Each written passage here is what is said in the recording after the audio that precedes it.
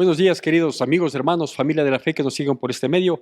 Les saludo a todos ustedes con la paz del Señor y con la satisfacción de poder tener esta oportunidad nuevamente de compartir el mensaje de la palabra de Dios. Como había advertido la semana anterior, hoy queremos arrancar un nuevo tema que está relacionado con la Navidad, en vista de que estamos a pocas semanas de conmemorar este evento de trascendental importancia como es el recordar el cumplimiento de la bondad, de la misericordia, del favor de Dios que pretende rescatar la vida de quienes le creemos, le seguimos, le obedecemos, y que es la presencia del Redentor del mundo, del que vino a pagar el precio del pecado del mundo, ofreciéndonos no solo una redención gratuita, sino proponiéndonos conjuntamente con esta redención, proponiéndonos un nuevo estilo de vida, un estilo de vida agradable a Dios, ¿no es cierto? Entonces, como estamos, digo, a pocas semanas de conmemorar nuevamente la Navidad, yo quiero un poquito enfocarme en un tema remontándome lo más atrás posible para entender la Navidad, ¿sí? Porque la Navidad, claro, si usted pregunta hoy en día, si usted mira hoy en día, aquí mismo, mire, tenemos ya nuestro arreglo navideño desde hace un par de semanas. Si usted pregunta hoy en día qué es la Navidad, le van a decir es el nacimiento del niñito Jesús, en el mejor de los casos. O si pregunta qué es la Navidad, van a decir es un tiempo de amor, paz y felicidad. Le van a decir es la Nochebuena, le van a decir es la entrega de regalos. O sea, van a decir cualquier cosa, pero eso es la superficialidad a la que le hemos llevado a un evento tan importante, que no solo el evento, sino del porqué del evento. Ahí quiero comenzar yo, el porqué de la necesidad de la presencia del Hijo de Dios aquí en el mundo. ¿Por qué tenía que venir a nacer? ¿Por qué se le anunció en todo el Antiguo Testamento, ¿sí? de la presencia del Hijo de Dios? ¿Por qué los israelitas de aquel entonces, los hebreos de aquel entonces, se imaginaron que iba a ser un gran salvador, un guerrero, ¿sí? Sin entender, sin discernir, ¿sí? Lo que implicaba el Hijo de Dios aquí. Así que yo quiero hablarle de ese tema y para eso digo, como quiero remontarme lo más anterior posible, quiero hablar del tema de la Navidad, ¿no? Pero creo que este antecedente es pertinente y quiero remontarme a lo más anterior posible. Así que por eso vamos a arrancar con el libro de Génesis, en donde vamos a ver algunos versículos del capítulo 2, del capítulo 3, para más o menos entender el por qué es necesario o era necesario que venga el Hijo de Dios. Le vamos a denominar a esta prédica, sí, la presencia de Jesús, coma, necesaria o indispensable le vamos a poner. La presencia de Jesús, coma, indispensable. ¿Sí? Bueno, entonces quiero arrancar con lo que arranca la palabra de Dios, que es lo que tenemos de conocimiento, corroborado en un 99.9% por los descubrimientos arqueológicos, antropológicos, y etcétera, de la creación del mundo, ¿no es cierto? Dios, a través del poder de su palabra, crea el universo, crea el mundo, crea esta tierra y la hace fructificar, como comienza diciendo en el capítulo 1, separando los mares de las extensiones terrenales, poniendo vida en cada ámbito, en cada especie, tanto en el mar, los animalitos marinos, los terrenales, las palomitas, las aves que vuelan por los cielos, fructifica la tierra y una vez que fructifica la tierra, crea al hombre a su imagen y semejanza. Creado el hombre, crea a su pareja, a la mujer, porque ve que no es bueno que el hombre esté solo, le hace una ayuda idónea, su diseño de formación fue así, una ayuda idónea, es decir, alguien que venga a complementar plenamente, alguien que venga a apoyar, alguien que venga a sumarse, no alguien que venga a dirigirle, alguien que venga a someterle ni a manipularle. Y destaco esto porque tiene trascendental importancia en el desglose de este tema, y, y le forma a ella y les entrega la tierra, ¿no es cierto? Por ahí quiero comenzar en Génesis capítulo 2, versículos 8 y 9. Siempre que leamos la palabra, por favor, le pido que lo haga siempre con atención y con la debida reverencia. Es palabra de Dios, esto no es una revista del momento, esto no es un pasquín, esto no es una gran obra literaria, que no deja de serlo, pero no fue creado como como una obra literaria, ¿sí? Esto es palabra de Dios, es palabra de Dios y es la única palabra viva y es la palabra que cambia vidas, es la palabra que transforma, es la palabra que ilumina, es el único libro de estas características porque es inspiración divina. Bueno, pues por eso siempre le pido que lo hagamos con la debida reverencia y obviamente si queremos eh, llenarnos de su información, pues hay que hacerlo también con la debida atención. Génesis capítulo 2 versículos 8 y 9, la palabra de Dios dice así: y Jehová Dios plantó un huerto en Edén, al oriente, y puso allí al hombre que había formado.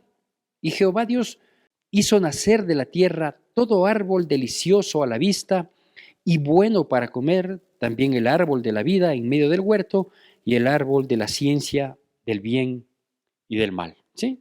Entonces digo, Dios crea este universo, crea el mundo, y en este mundo que es creado, hace fructificar, hace florecer, hace, sí, fructificar a la tierra, ya digo, tanto a la vegetación con sus distintas especies de alimentos, de frutas, ¿sí?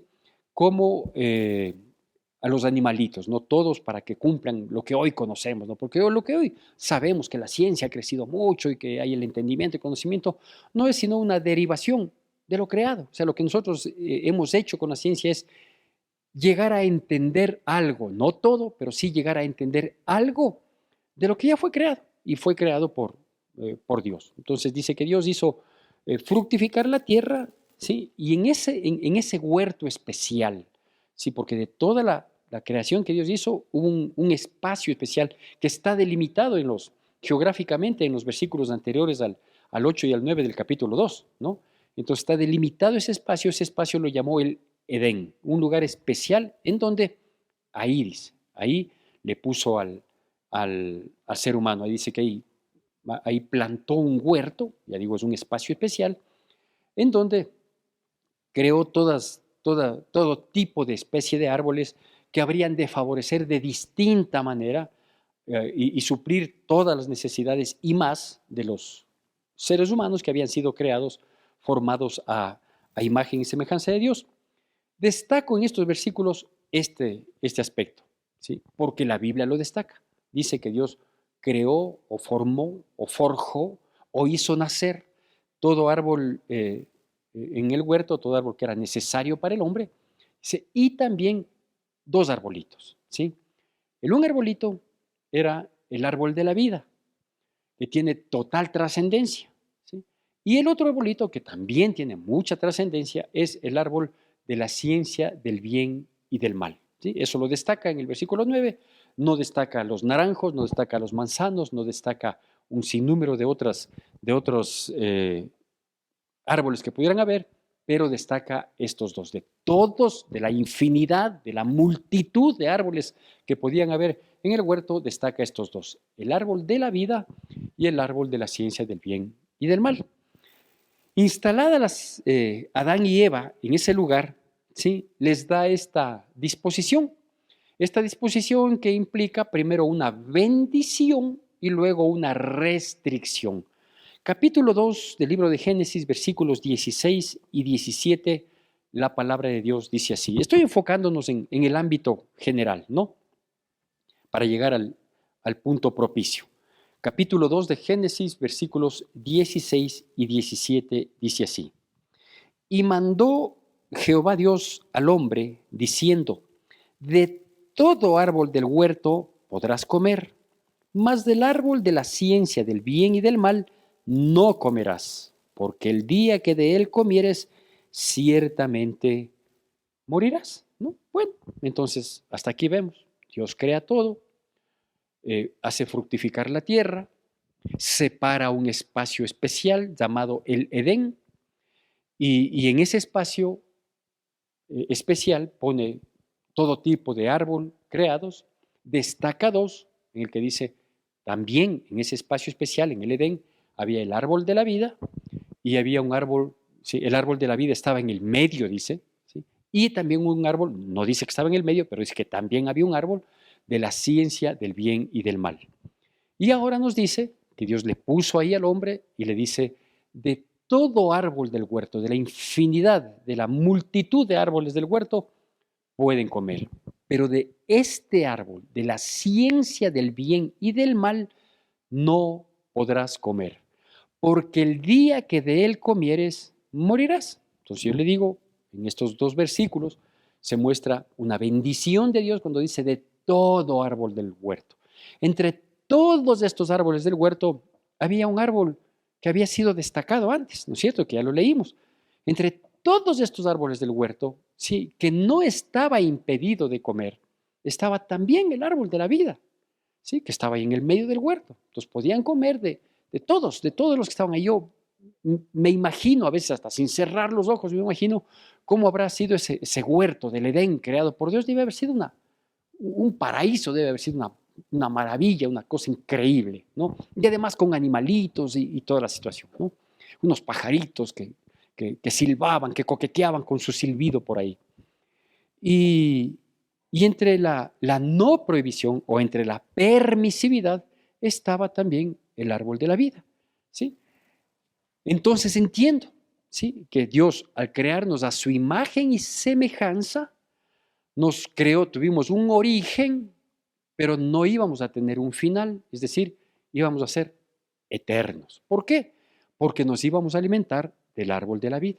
Como teníamos acceso a él, el árbol de la vida no estuvo restringido, entonces como teníamos acceso a él, podíamos ir, ¿sí? Y comer del árbol de la vida, ¿sí? Y alimentarnos del árbol de la vida y fortalecernos, y sustentarnos y renovarnos comiendo el fruto del árbol de la vida. Al que se nos puso una restricción, el límite, ¿sí?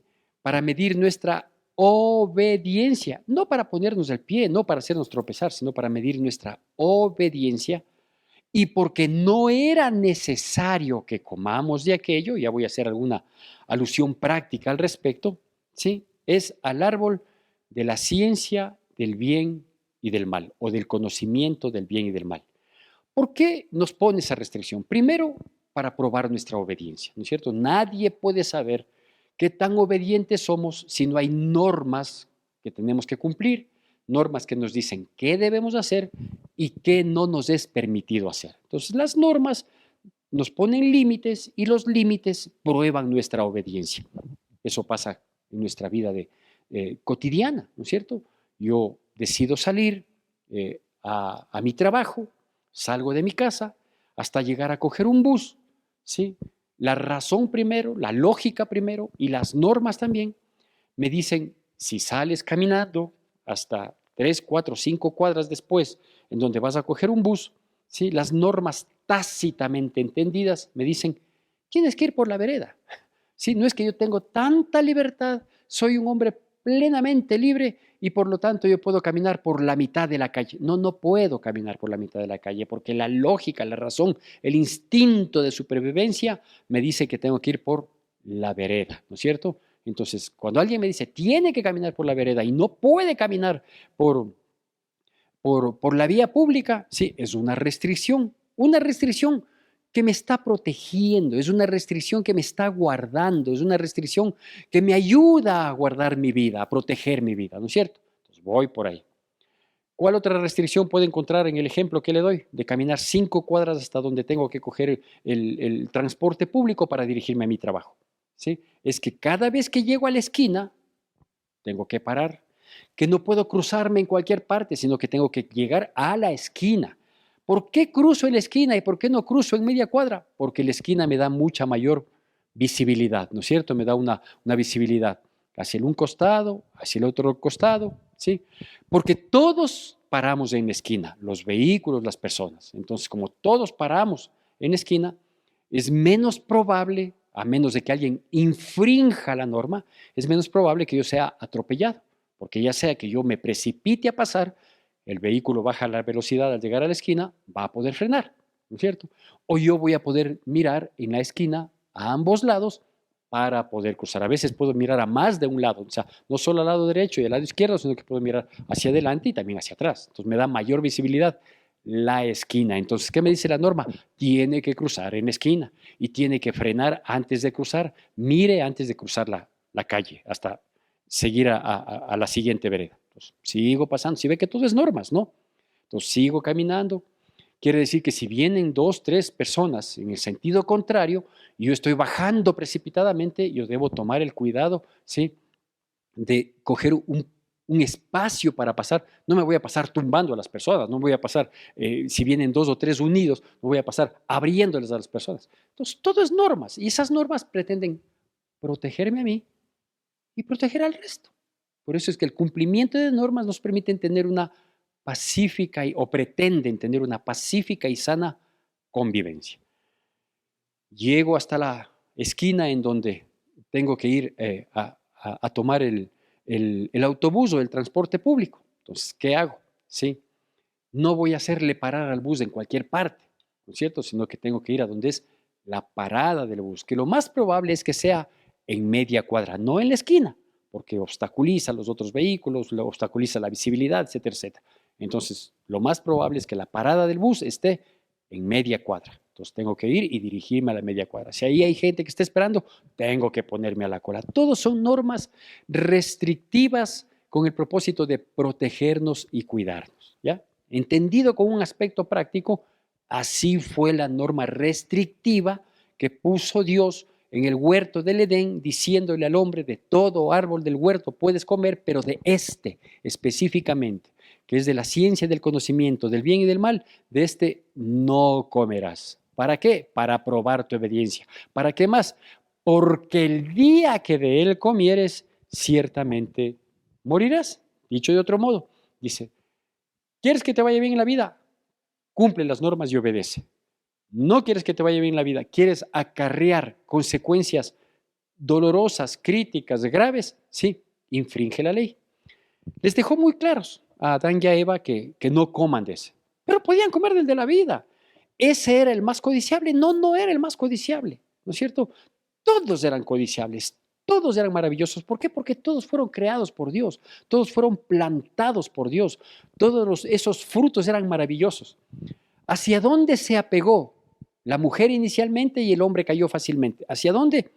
Efectivamente, hacia donde estaba la prohibición. Sí, porque lo prohibido nos llama la atención. Entonces, Dios consideró, obviamente, en su sabiduría infinita y en lo poco que podemos nosotros en nuestras limitaciones entender, consideró que hay situaciones, oiga esto, hay situaciones que no son necesarias que nosotros conozcamos. Hay situaciones que no son necesarias que nosotros conozcamos, ¿sí? Como por ejemplo, no hace falta que conozcas el árbol del conocimiento, de la ciencia, del bien y del mal. No hace falta. Haz lo bueno y eso es lo que necesitas. El resto no te hace falta conocer. ¿Por qué tienes que conocer algo que te puede hacer tropezar, que te puede hacer fallar o que te puede matar, literalmente? El día que de él comieres, ciertamente morirás. ¿Usted sabe lo que pasó? Usted sabe lo que pasó, pero antes de recordarle lo que pasó, ¿y qué tiene que ver esto con la Navidad? Mucho, muchísimo. ¿Sí? Sin esta explicación, nadie entendería la Navidad.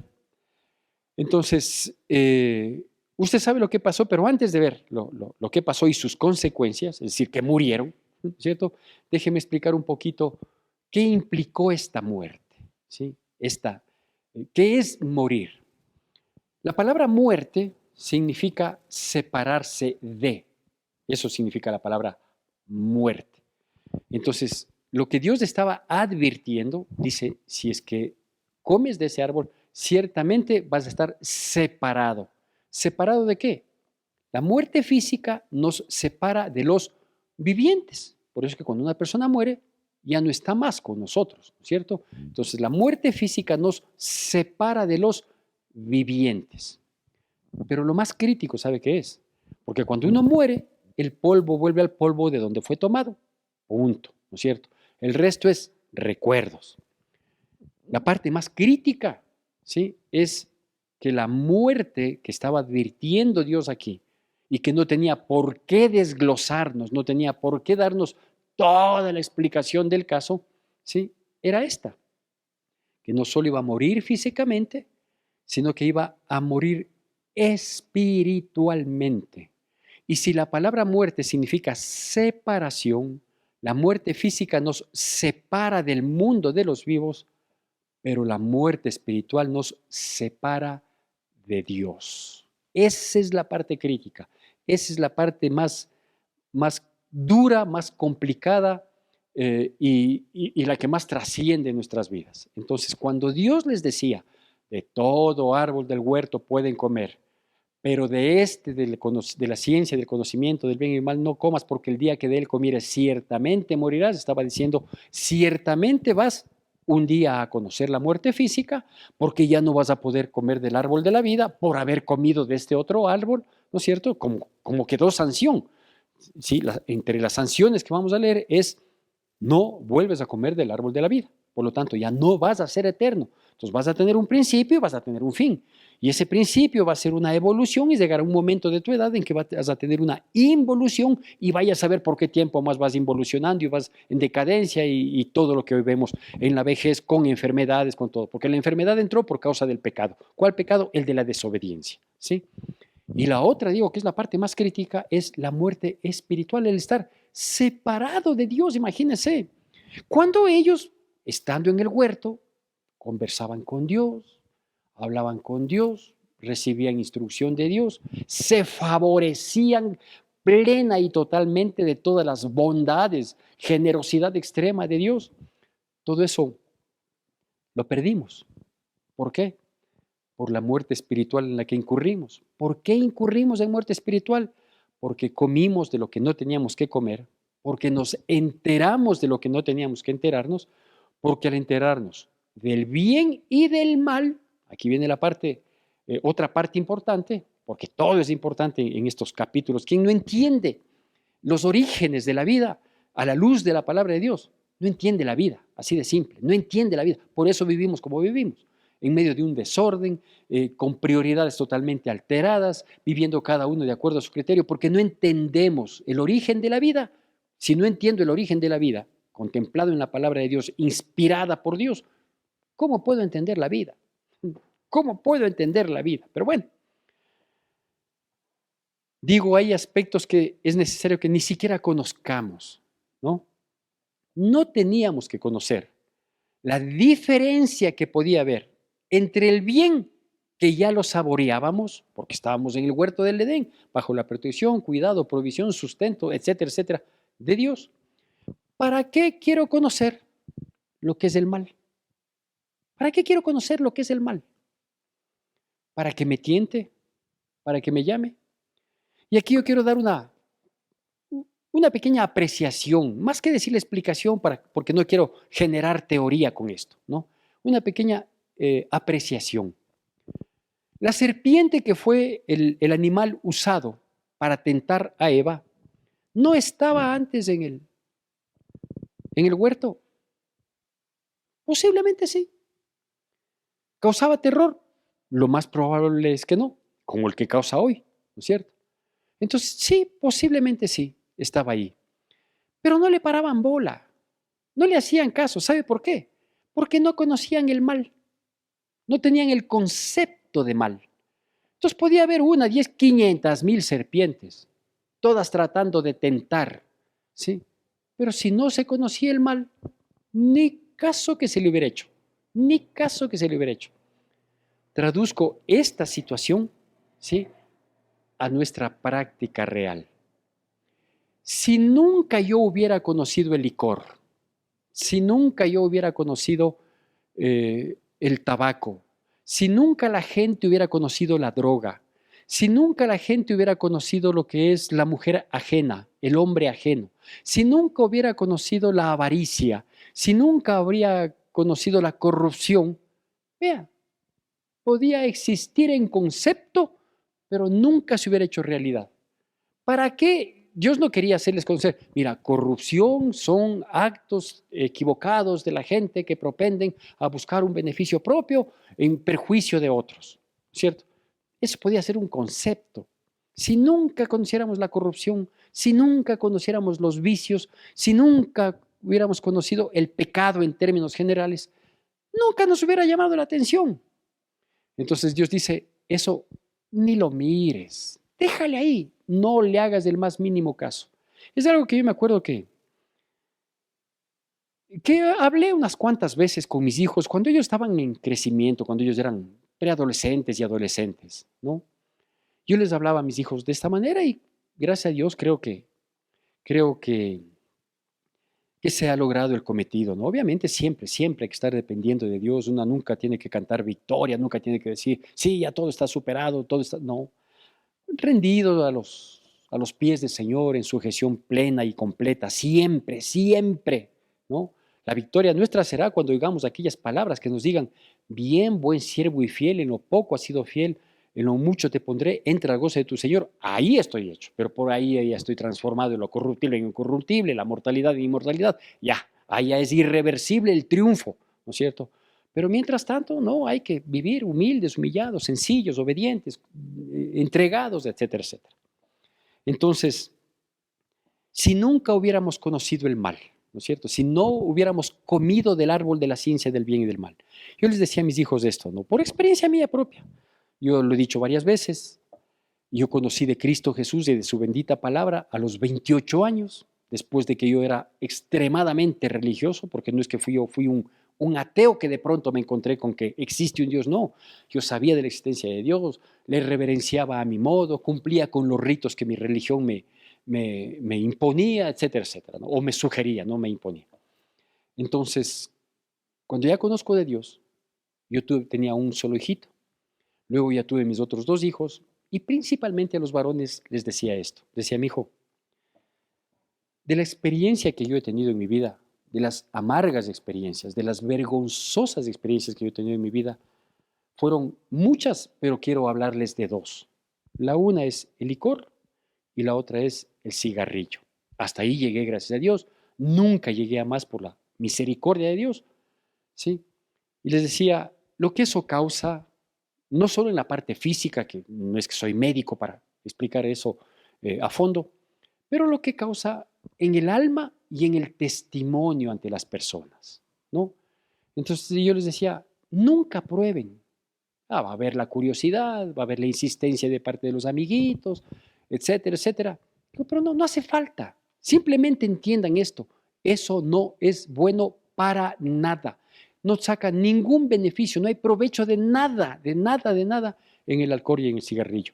De tal manera que no hace falta de que lo experimenten, no hace falta que lo prueben, no hace falta que pasen la curiosidad. No, simplemente no.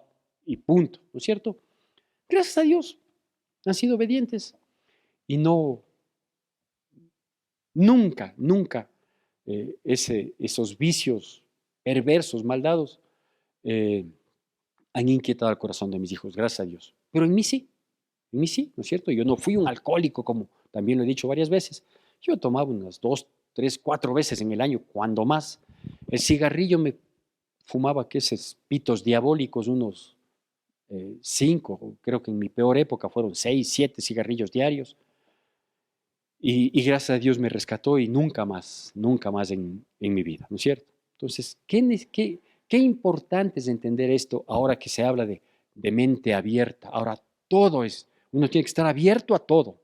Porque cuando uno se niega a conocer algo, se niega a aceptar algo, ¿sí? Entonces uno es de mente cuadrada, uno es restringido, uno hace acepción de personas, uno está, ¿cómo es que ahora es muy común un término cuando uno no acepta ciertas conductas inmorales, antiéticas, amorales inclusive, ¿sí? Entonces a uno le dicen que es, bueno, se me escapa el nombre ahora, que es muy común mencionar así, ¿no? Cuando uno dice estás haciendo acepción de personas, pero tiene otro nombre a ese tipo de actitud o comportamiento supuestamente.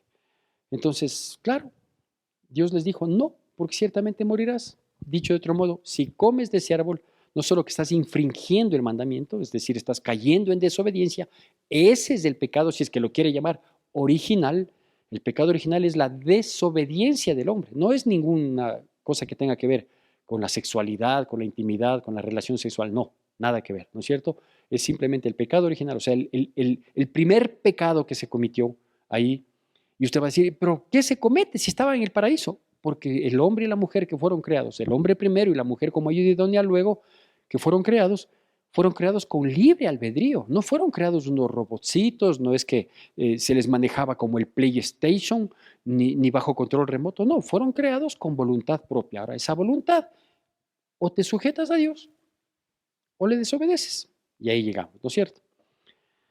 Cometen el pecado, mueren, es decir, comienzan a tener un deterioro en sus vidas.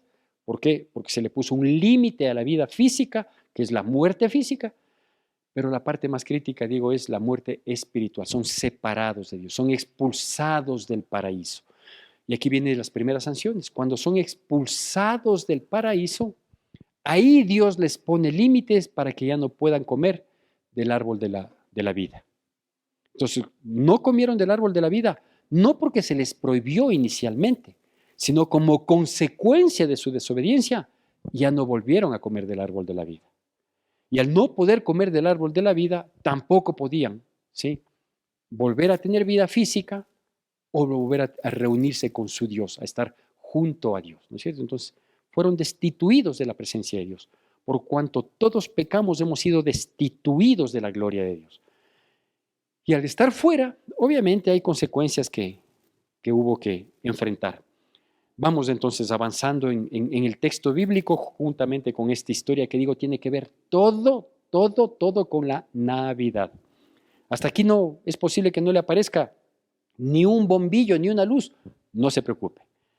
En Génesis capítulo 3, en el versículo 6 y 7 vemos la caída y hasta cierto punto la respuesta que tuvo la humanidad. Adán y Eva son nuestros representantes, ¿no?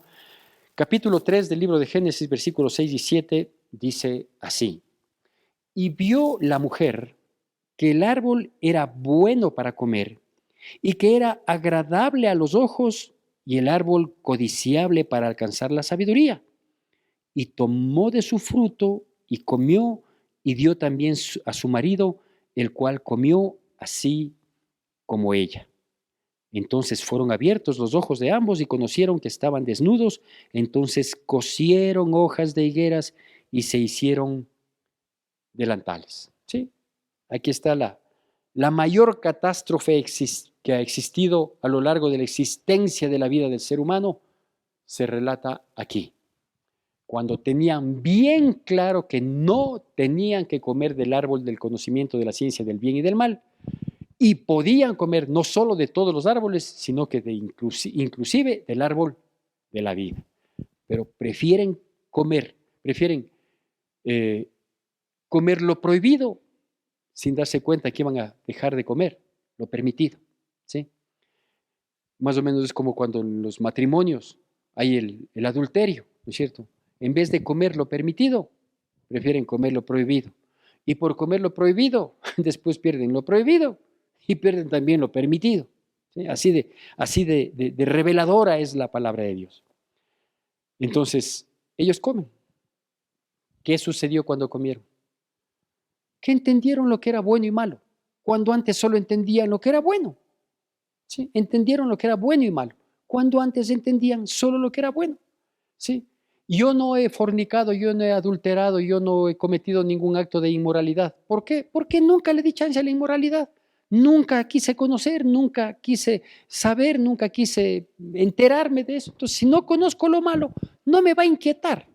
Si siempre estoy caminando en lo bueno, pues lo bueno es lo que tengo y lo aprovecho y punto, se acabó, ¿no? Aquí no. Aquí, pues ella vio que era un fruto, ella, la que fue creada como ayuda idónea, no la que fue creada para que haga lo que le plazca, no para que ella no fue creada para que diga, es mi vida y yo sabré lo que hago, a mí vos no me tienes que decir absolutamente nada, no, ella fue creada como ayuda idónea, como le decía, para complementar, para apoyar, para sumar, para formar un equipo, para fortalecer ese equipo que tiene que ser la pareja. Aquí ella no, voluntariosamente estuvo justo paseándose por donde no tenía que pasearse, que era junto al árbol que le dijeron, ve hijita, de todos los de acá, inclusive de esa maravilla que está en el medio, que es el árbol de la vida. Nuestra decoración anterior tenía el árbol de la vida aquí, ¿no? Entonces, usted puede ver en los videos anteriores y va a ver que en el fondo a mis espaldas estaba la escenificación del árbol de la vida. Entonces, de todos esos puedes comer, pero ella justo se fue a pasear, ¿sí? Por donde no tenía que pasearse, porque así falla uno, cuando se encuentra en el lugar incorrecto, en el tiempo incorrecto y con las personas incorrectas. Ahí se falla, ¿sí? Y falló. Ella vio que el fruto era bueno, era codiciable, lo cogió, lo comió, la regó y encima de eso le dio a su marido y el otro cayó fácil, ¿sí? Aquella mujer que había sido creada para que sea ayuda idónea, hoy se volvía un tropiezo. ¿Por qué? Por su curiosidad extrema que no le pudo poner límite, por su curiosidad extrema que no le pudo poner límite, ¿sí? ¿Qué hicieron frente a esta situación? Abren los ojos y se dan cuenta que ha habido el bien y el mal. Cuando eran tan felices solo con el bien, pero ahora se dan cuenta que ha habido el bien y el mal. Y entre las cosas que se dan cuenta, ¡ay! Hemos estado desnudos. Capítulo 3, versículo 7 dice que ellos se dieron cuenta que estaban desnudos. Antes, capítulo 2, versículo 25 dice, y estaban ambos desnudos, Adán y su mujer, y no se avergonzaban. Porque no es que hoy hemos estado desnudos, no, siempre estuvieron desnudos, y no se avergonzaban. ¿Por qué? Porque no había la malicia, porque no había el conocimiento del mal, ¿sí? Como no había esa malicia, como los niños hoy en día. Usted, un niño, una niña les pone 2 añitos desnudos en una misma piscina, en un mismo jacuzzi, en una misma tina, a, a que estén jugando con el agua, no se avergüenzan el uno del otro, lo comparten. ¿Fruto por qué? Fruto de la inocencia. Cuando ya van creciendo y con ellos va creciendo la malicia con la cual todos nacemos, porque todos nacemos con una naturaleza pecaminosa, entonces ahí ya nos avergonzamos, ahí ya nos protegemos, ahí ya no queremos, bueno, creo que estoy yéndome en contra de una realidad. Iba a decir, ahí ya no queremos mostrar tanto. Cuando uno hoy sale a un centro comercial y ve que hay chicas, chicos también, que muestran demasiado, ¿no? Parece que están en la playa o solos en su dormitorio, pero no, se están paseando por un centro comercial semidesnudos y desnudas. Y como están en un centro comercial, ¿qué pienso yo? Que no soy mal pensado. Digo, bueno, si estoy en un centro comercial, yo veo que lo que se exhibe es porque está en venta, ¿no es cierto? Y hay ventas fijas como los almacenes y parece que hay ventas ambulantes como las chicas y los chicos que andan exhibiendo tanto porque parece que están en venta. Qué vergüenza, qué terror, qué espanto. Bueno, pastor, usted está viejo, gracias a Dios, sí. Gracias a Dios, sí. Voy envejeciendo, pero a la luz de la palabra de Dios, guiando mi vida. Bueno, que Dios siempre me ayude a que así sea y que así sean mis generaciones también, que entiendan bien a Dios, a su palabra y se manejen bajo el temor de Jehová de los ejércitos. Y dice así, ¿no es cierto? Ellos miran, ella mira, codicia, toca, come, comparte y le hace tropezar a su marido. Y después de eso vienen las sanciones, ¿no? ¿Y qué tiene que ver la Navidad? Tranquilos, ya vamos para allá. Recién estamos en noviembre, ya quiere que le hable y que le cante un villancico. No, tranquilo nomás. Y dice así, ¿no? Las sanciones. A la serpiente le dice, maldita serás, sobre tu pecho andarás y polvo comerás. ¿Sí? A la mujer le dice, multiplicaré el dolor en tu preñez, igualmente en tu parto, y de aquí en adelante te vas a sujetar a tu marido, porque como tú fuiste el tropiezo para tu marido, entonces ahora te vas a sujetar, ya que tú no puedes decidir correctamente, entonces tu decisión va a estar sujeta a la de él, ¿sí? Entonces, eso de que ¿por qué tengo que sujetarme? Por causa del pecado, del error, porque la mujer es mucho más curiosa que los hombres, porque la mujer es mucho más, no solo curiosa, sino más ávida, ¿sí? De experimentar, de conocer. Entonces dice, como tú eres así, yo te hice así, para que seas ayuda idónea, no para que seas tropiezo, pero como fuiste tropiezo, entonces ahora tu voluntad va a estar sujeta a la de tu marido. Ahí está la explicación que muchas mujeres feministas, ¿sí? Hoy quieren saber, ¿por qué tengo que sujetarme? Porque si se les deja solas, son una amenaza. Porque si se les deja solas, son una amenaza, ¿sí? Ah, pastor, usted tiene que ser un esclavista, usted tiene que ser un dictador en su casa. No, yo soy un cristiano en toda mi manera de vivir y trato de serlo. Y fallo mucho, sí, pero trato de serlo. Y mi esposa, entiendo yo, es una persona muy feliz. ¿Por qué? Porque ella sabe que yo me sujeto a Dios. Entonces ella no tiene inconveniente en sujetarse a mí. Bueno, vamos ahí. Y eso pasa con muchas personas, no, no es que me esté jactando ni nada, que Dios me guarde, porque toda gloria y honra es para Él. Entonces a la mujer le dice, multiplicaré el dolor en tu preñez, igualmente vas a dar a luz con mucho dolor, ¿sí? Vas a tener partos con mucho dolor, y tu voluntad estará sujeta a la de tu marido. Esas son las sanciones para la serpiente y para la mujer. Pero entre los dos también dice lo siguiente. Le dice a la serpiente, dice, habrá una gran enemistad entre ti y la simiente de la mujer. ¿Sí? Dice, va a haber enemistad entre el diablo o entre la maldad, como lo quiera entender, ¿sí? Y la descendencia de la humanidad, y principalmente de uno que va a venir en un momento determinado en la humanidad. Ahí ya vemos una lucecita hacia la Navidad, ¿no?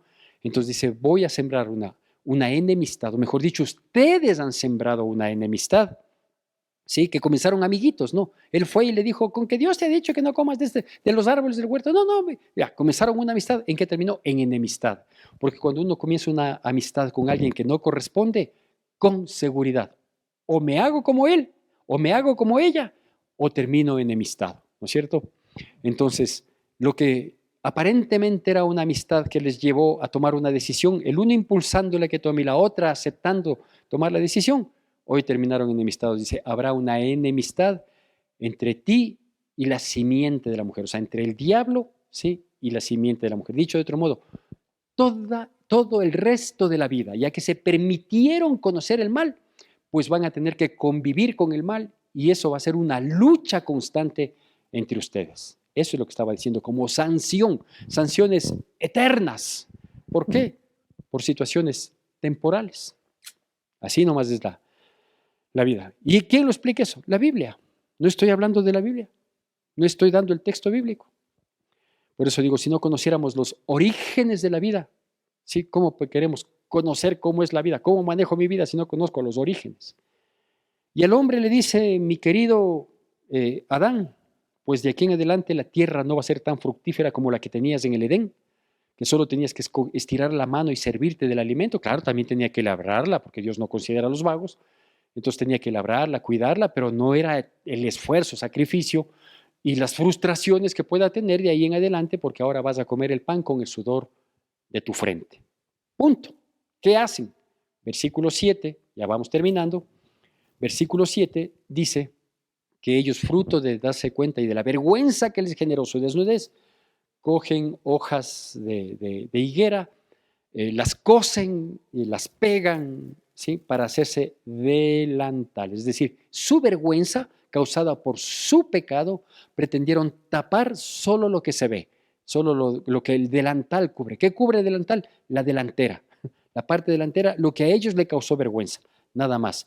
Pero el pecado ya había contaminado toda su vida, pues, ¿sí? Entonces, ¿qué es lo que Dios hace? ¿Sí? Ya le digo, del versículo 7, del 8, digamos, en adelante, van las sanciones y toda esta tragedia que hoy la vivimos todos los días, y así viviremos hasta cuando regresemos al polvo de nuestro cuerpo y nuestras almas quizás vuelvan al Dios creador. Porque los que no aceptan la palabra de Dios, los que no aceptan el plan de redención de Dios, sí, ciertamente el polvo volverá al polvo de donde todos fuimos tomados, pero sus almas irán a condenación eterna. ¿Quiénes no van a condenación eterna? Quienes aceptamos el propósito y la voluntad de Dios. ¿Qué hizo Adán y Eva frente a la vergüenza provocada por su desnudez? Tapar con delantales, ¿sí? De hojitas de higuera. ¿Qué hizo Dios? Versículo 21 del capítulo 3, ya para ir terminando. Génesis capítulo 3, versículo 21 dice, y Jehová Dios hizo al hombre y a su mujer túnicas de pieles y los vistió. ¿Sí? Pecaron, el pecado les abrió los ojos, al abrir los ojos se avergonzaron, se dieron cuenta de su desnudez y se avergonzaron y trataron de suplir esa vergüenza, ¿sí? Arrancando las hojitas, porque no es que se cobijaron con una higuera, no, no, arrancaron las hojitas de la higuera y se pusieron. ¿Sabe cuál es el problema de la gente hoy en día? Que la gente quiere adoptar religiones, ¿no es cierto? O sea, ideas humanas, tradiciones humanas, mitos humanos, estructuras humanas para tratar de tapar su desnudez. Esas son las religiones hoy en día, ¿no?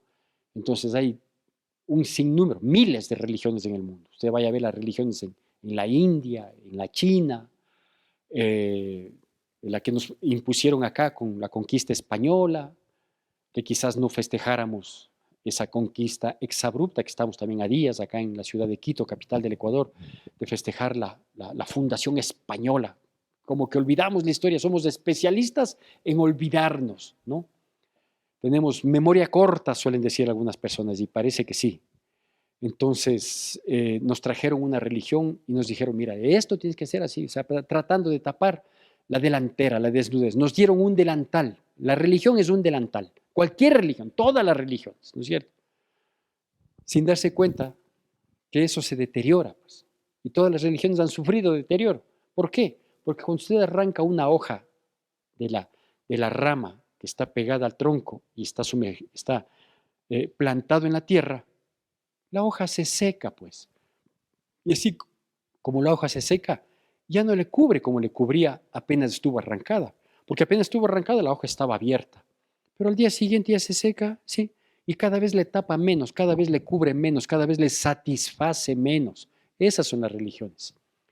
Dios no. Dios en su infinita misericordia nos anunció la venida de su Hijo Jesucristo en el capítulo 3, versículo 21. Nos anunció la venida de su Hijo Jesucristo, y esto ya tiene que ver con la Navidad, ¿sí? En el capítulo 3 de Génesis, versículo 21. ¿Por qué?